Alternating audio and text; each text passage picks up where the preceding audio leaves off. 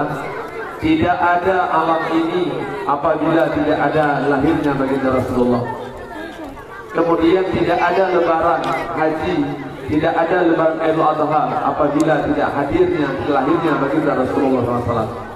Yang kedua, hikmah kita melangati Maulid Rasulullah SAW adalah setiap mereka peringati itu mendapatkan syafaat nanti di yaumil qiyamah.